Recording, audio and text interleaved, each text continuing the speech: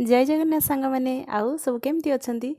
आज माछ तरकारी चलतु बनइबा। बुधवार रे आज माछ आसला तो प्रथम मु आलू को गोटे सीटी मारदेली प्रेसर रे तापर ताको अल्प तेल देकी हलदी देकी भाजीदेली जस्ट टिके एमती कलर आसला पर्यंत भाजीदवा। तापर अल्प तेल नहीं आवश्यक मुताबक तेल नहीं तापर जो तेजपत्र आउ हूँ डालचीनी टिके पकईदेली पकईदेला तापर हूँ पियाज काटिक जो रखी पकईदेला टमाटो को आगे पकईदेली तापर लुण हलदी तापर लंका गुंड पकई देकी टमाटा को आगे भलसे कषिदेली टमाटा टी तेल छाड़ा हो गला तापर जो मसला को ग्राइंडिंग करी रखी जो पियाज रसुण अदा ताकू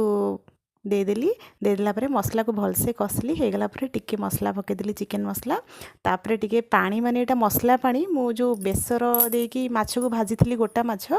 भाजी थी तो से पानी टिके बळीतला से पानीटा पकईदेली भी ता टिके तापर एमती आलू को भाजिक जो रखी पकई सारा भलसे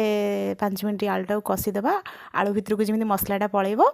तापर टिके पानी देदेली देदेला जो माछ को भाजिक रखी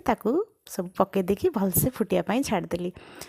तो एमती आलू पकईकी माछ तरकारी क्या क्या खाया भल लगे दयाकोरी कमेंट करेंगे। आ लास्ट को टिके धनिया पत्र काटी पकईदेली आ गरम मसला अवेलेबल नथिला आपण पाखर थिले निहाती पकईबे। तो देखंतु फाइनल लुक माछ तरकार तो सतरे ना आमिष माने माछ हो कि चिकेन हो मटन हो जहाँ भी हो माने आलू नथिले तार मजा नहीं। यदि भल लागिथिबो लाइक